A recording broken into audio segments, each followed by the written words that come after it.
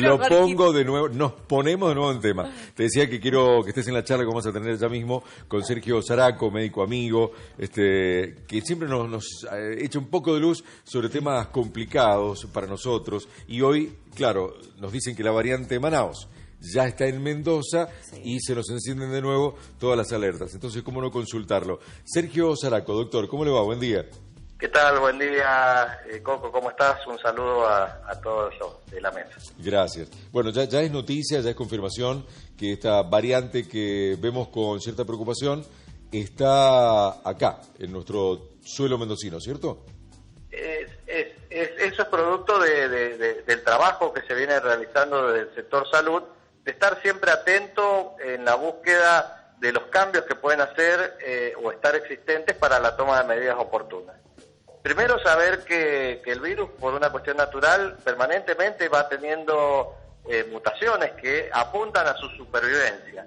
Esto se vio con una de las primeras variantes que aparecieron de este SARS coronavirus inicial de la ciudad de Wuhan, sí, que fue la variante de Reino Unido. Sí. Apareció la variante sudafricana y después empezamos a tener esta noticia de los cambios que había tenido este virus en Brasil, que se le dio a conocer como variante Manaos, una variante Río, y la última que hoy se observa es en la India, que es una doble variante de este virus original. Ajá. ¿De qué nos interesa esto y por qué se investigan estos casos?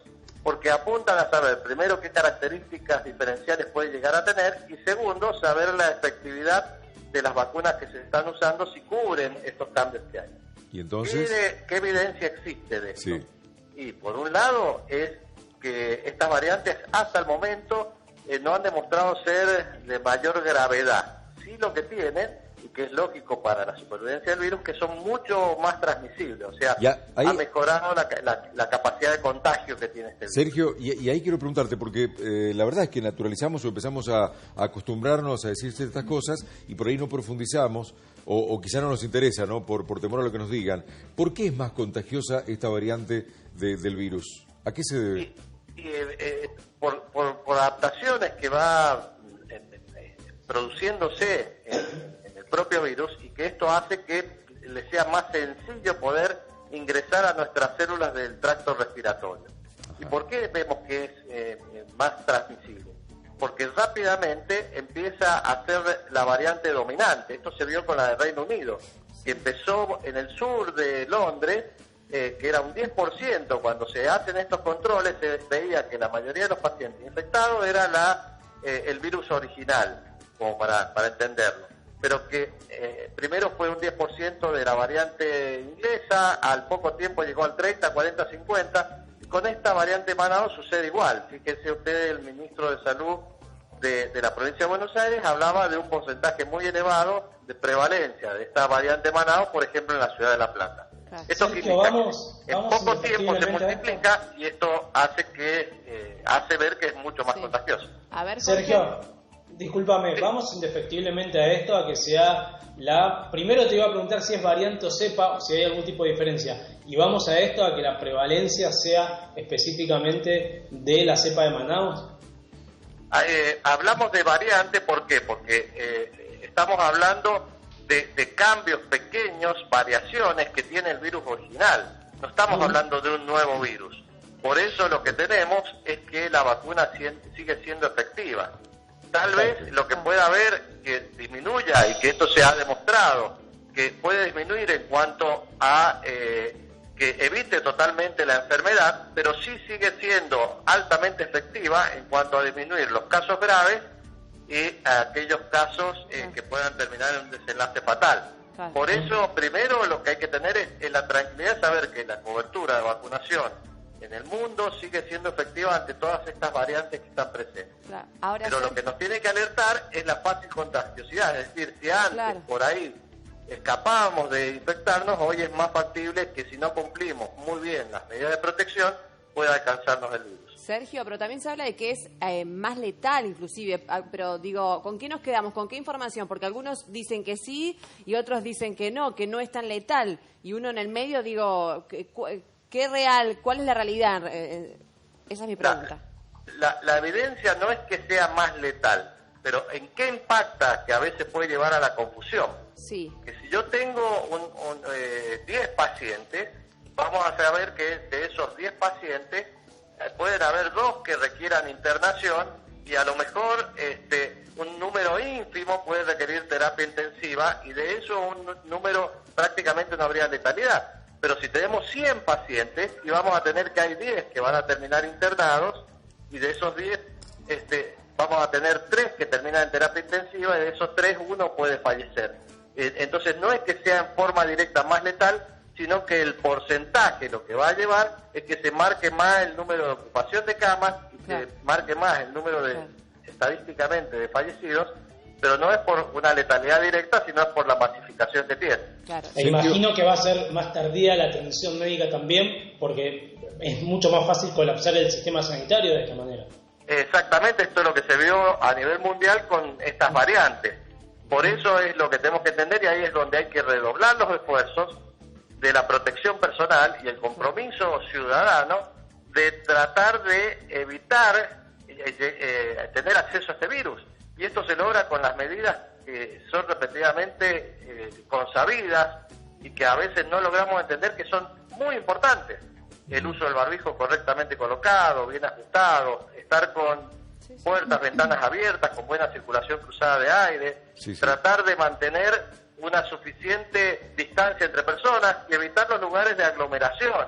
Es decir, ir exclusivamente a aquellos trámites o acciones que tengan que hacer si son obligatorios. Si los puedo hacer en forma online o los puedo correr para otro momento, tratar de postergarlos, porque estamos en este momento de gran circulación y que esto ayuda a colaborar con el sector salud para que no vayan tantos pacientes a necesidad de asistencia, porque no solamente impacta a los que están infectados, no, claro. Impacta a cualquiera que requiera una asistencia médica por cualquier motivo. Entonces, Sergio, esto es lo que tenemos que entender todos los ciudadanos. Sergio, leía de una fuente hace 2 días, 3 días, que definitivamente está comprobado que es bajo el porcentaje de transmisión por superficies, por contacto con distintas superficies, y sí muy alta por la aerolización, por el aire, ¿no? Exacto. ¿Esto corre también para esta nueva variante, para la variante de Manaus?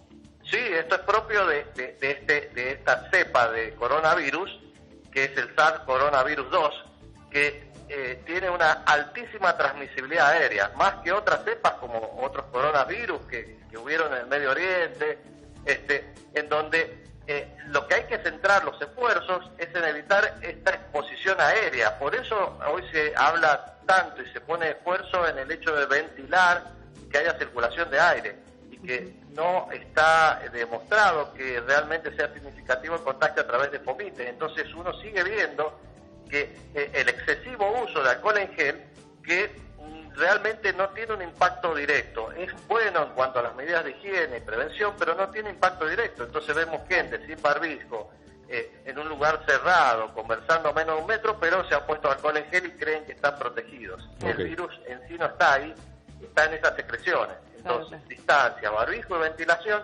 es la clave para disminuir el riesgo de contagio. Sergio, y no se puede hablar, al menos todavía por ahora, de transmisión comunitaria de la variante Manaus. No en Mendoza, son estos 2 casos confirmados, pero la pregunta de todos es, ¿hay más y no se sabe o hay más y todavía no se detectaron?